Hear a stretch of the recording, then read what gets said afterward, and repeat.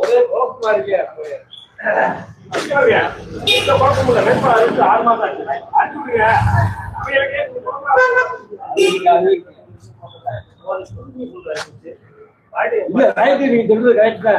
யாருக்குமே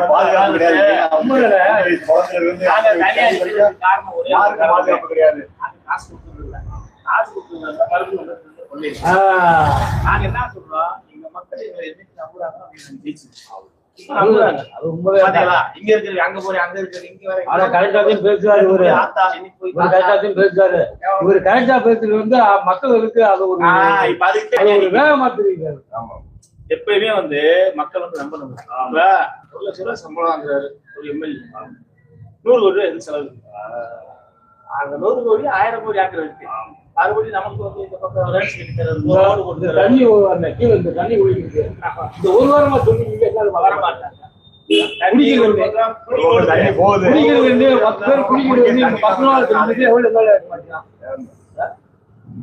ரொம்ப யோசிக்க வேணாம். 15 வருஷமா தனியா நிக்கிற நாங்க மட்டும்தான். எந்த திருடியும் கூட சேரல. நாங்க சுத்தமான ஆளு. கட்சிகள் கூட்டணிக்கு கூப்பிட்டாங்க, கோடிகள்ல தர முடியோட கலப்பட்டாங்க. காசுக்காவட்டி நம்ம அடமானம் வைக்கக்கூடாது அப்படி ஒரே நோக்கத்தினாலே அவர் இன்னைக்கு வரைக்கும் நடிக்க நிற்கிறார். நாளுக்கு மாதிரி காசு கூட மக்கள் எப்படியே போறாங்க, மற்ற கட்சிகள் கூட எப்படி அடமானம் வச்சு போறாங்க. கட்சிகள் வந்துட்டு அதனுடைய செயலாளர்களுக்கு நம்பி வாக்கு செலுத்துறவங்களை பூரா அடமானம் வச்சு போட்டாங்க. ஆமா, அப்ப இவருக்கு வேலை பேசுறாங்க, பேரம் பேசுறாங்க. அவர் அடிவடை எல்லாம் மட்டுமே முக்கியம். 2000 கோடி முதலமைச்சர் வருது, எடப்பாடி 2000 வச்சுருவோம், பிஜேபி 10 பேசுறாங்க. எங்களுக்கு வேண்டாம்.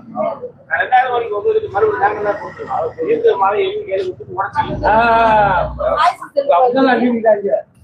புரியுதுங்களா? கேரளாவோட பாலத்தை இங்க இருந்து கல்லடிச்சு சொல்லுவாங்க. அந்த மழை இல்லையானா கூட்டணியில் இருக்க கட்சி ஆமா வேற ஒண்ணும் இல்ல.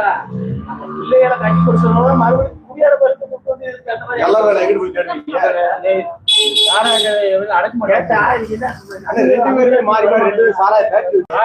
அடைக்க மாட்டாங்க. 30 ரூபாய் பெருமானம் எப்படி என்னன்னா இது வருமானம் இதை வச்சு நாங்க ஃப்ரீ கொடுத்துருக்காங்க.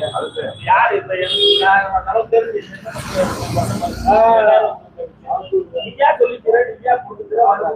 இதுல தர வர, அதாவது கால் வச்சிருந்தா தர மாட்டேன், வீடு வச்சிருந்தா தர மாட்டேன், ஆதாரம் யாரை வச்சிருந்தாலும் தர மாட்டேன். ஆமா, கேவலப்படுத்துறாங்க. சரி வர்றோம்யா, பாட்டு வாங்க. விவசாய சின்னத்துக்கு வாக்கு செலுத்துங்க.